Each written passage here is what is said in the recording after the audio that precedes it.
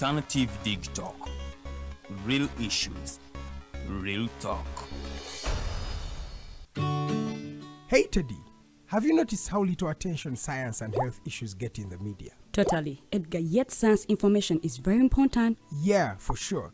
That's why the Health Journalists Network is here. How can they help? They are a group of journalists dedicated to advancing public understanding of healthcare issues through impactful reporting on health and science. Oh, really? Yes, they meet up every month with scientists and researchers, policymakers, and activists at the science media cafes.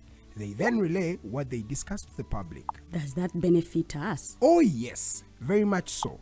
This helps with health and science literacy for a healthy Ugandan society. Okay. I love getting informed about science and health issues. Health information makes all the difference between life and death. I'll look them up and engage them. That's great. They are based all over the country. Oh, okay. That's interesting, and they should be making real impact. They are empowering health communities through journalism. Journalists can save lives just like doctors.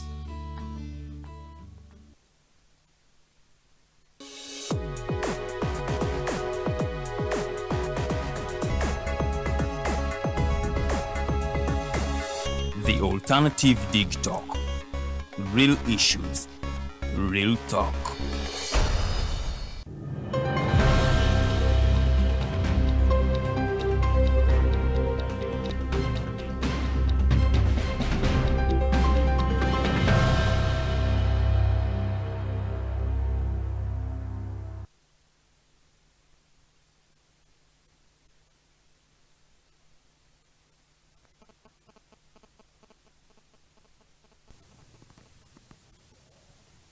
Good morning and thank you for tuning in to the Alternative Dig Talk TV. Once again, we are here to present to you the mighty global news updates. Always a special moment. I always tell you that you can learn what's happening here in our country and outside. If you're watching this for the very first time, this is the Alternative Dig Talk TV and my name is Kenneth Rwemirembe. I'm here to tell you what's happening all over the world. All you need to do is stick with us from the very beginning of this show that has started now at 8 a.m. and it will be ending at 10 a.m. And that's how it runs Monday to Thursday. You do not always have to miss. After the updates, another guest will be coming in. The host and the guest will also be coming in here to discuss some other important matters or matters of national importance that we always prioritize here. And please consider subscribing if that is part of your interests, if you love matters of national importance. I believe you're having a good day out there. If you're watching this in the morning, we had some morning showers here in Uganda's capital, Kampala, to the believers. They say that that is a blessing, and we continue to pray that everything goes on well. Now let's head straight to some of the stories we have here. Do not forget that we are also bringing you the updates regarding the war in Iran, where the United States and Israel are striking Iran. We are coming with that information as well. But starting with our stories here in the country, yesterday the Ministry of Finance promised that all the victims of floods that occurred last year will be compensated. Remember yesterday I told you about these traders, how they were planning to even close their shops once again, demanding compensation from the government that was promised to them by the president. Over 20 billion was promised to all these people who were affected by floods, and now these traders were saying that this money has delayed. They have not received the money. Some of them had acquired loans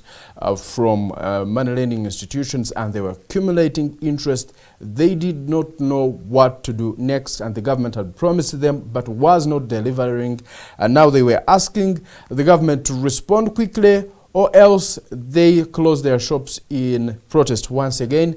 But now the Ministry of Finance sent a letter to the president of the Federation of Uganda Traders Association, known as Mr. Kabanda John, who said now the government is ready. The Ministry of Finance has promised that these flood victims will be compensated by the government and that money will be coming to them. They should call off the strike that they were preparing to have, showing their discomfort with the government on delaying this compensation that was supposed to be given to them some time back.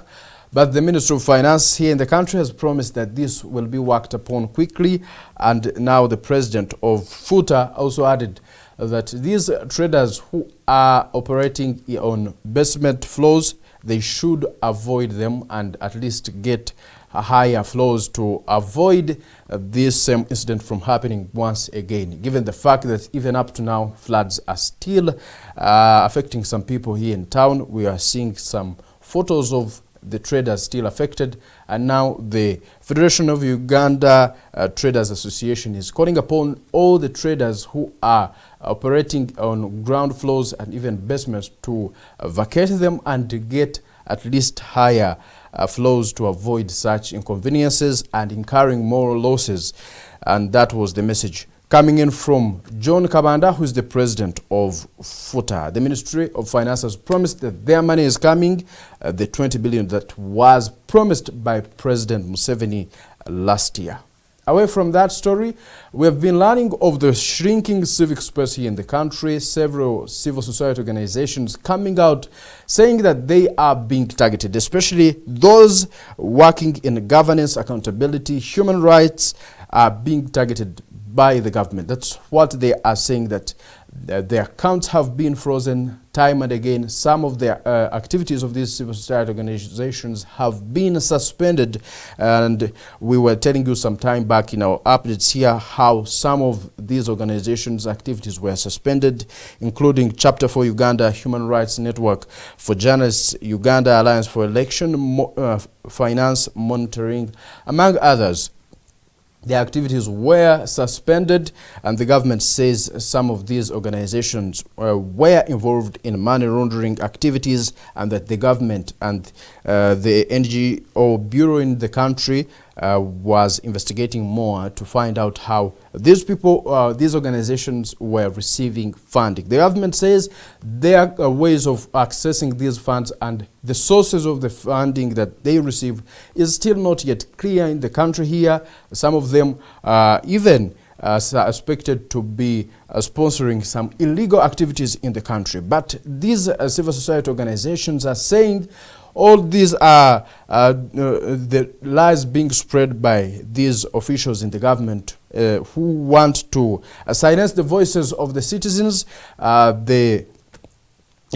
Some of these civil society organizations yesterday convened and were asking the government to let them operate freely. And regarding the freezing of their accounts, they say this is delaying their service delivery, and they are working for people. They are not working for any specific individual in the country, but for the good of all the people, and that the government should let them work freely. They are not breaking any law, but the government is targeting them because they are dealing in governance. They are holding leaders accountable and defending human rights of the people here in the country, which could be pressing to the government. That was according to Dr. Sarah Bilete, who is the Executive Director for Center for Constitutional Governance. That was the message coming in from these people, and the civil society organizations are continuously calling upon the government to let them work freely without these interruptions, which they say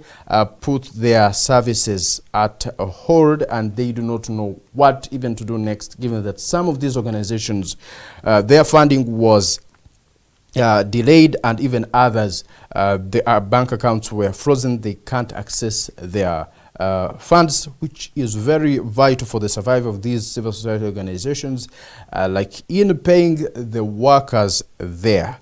They have asked the NGO Bureau to allow them work freely, and that there is nothing like money laundering in the civil society organizations, and that if it is there, the government should punish those that are dealing in that, who are involved in those money laundering scandals, but not ban all the civil society organizations. That the government should be clear and present enough evidence showing some of those civil society organizations that are involved in those money laundering activities, as the government states. Now, in our other news, the National Council for Higher Education organized the 7th Annual Higher Education Conference, aiming at now encouraging the universities, the higher institutions of learning to embrace the competence-based curriculum that was introduced in secondary schools, that is in 2020. Now the National Council for Higher Education wants this to be implemented in universities as well and other higher institutions of learning. And they are saying that the academic year 2027-2028, all universities and other higher institutions of learning will be forced to be teaching following the competence-based curriculum, that there is no more old curriculum beyond 2027, and that they want this curriculum to match what is being taught in secondary schools, the new curriculum that was introduced, which aims at empowering these students with skills that they are no longer becoming job seekers but rather job creators, is what the National Council for Higher Education wants to see even in these high institutions of learning, that it should start right away. And these university leaders should figure out ways of how this can be implemented as soon as possible to make sure at least these students continue with the competence-based curriculum even at these higher institutions of learning. And these university leaders were saying that the problem has always been funding, that they may need support from the government to implement some of the activities required in the competence-based learning, but the Minister of Justice and Constitutional Affairs, Honorable Norbert Mao, said that these universities should not only rely on government funding, but rather look for possible partnership options with other international universities and other organizations that can help them implement some of the activities they need to implement at these universities to enable competence-based learning. That is it from the National Council for Higher Education as the new curriculum continues in senior secondary schools, and that was introduced in 2020. Now the government wants to see it happen even in higher institutions of learning, saying that beyond 2027, no university will be allowed to operate teaching in old sorry about that, in old curriculum. Now away from that, the district councillors in Kayunga are demanding for their allowances.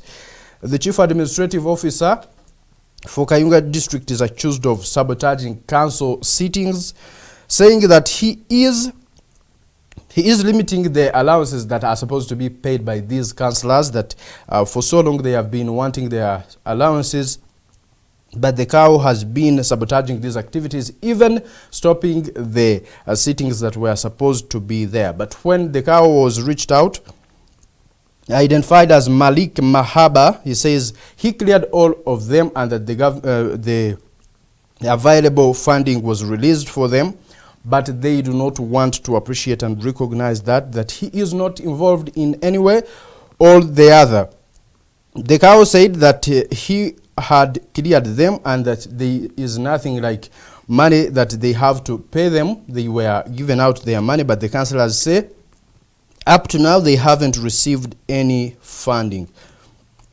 That is it. That is the message we are receiving from these councillors. They are saying that they need their money. We saw some of them even close the office of the cow who wasn't found there, and even hammering nails inside the doors, that if he wants to enter that office, he should first clear them and let them do the work that the people sent them to do. The people of Kayunga sent them to sit and talk about their issues, and now the cow is limiting them from doing that.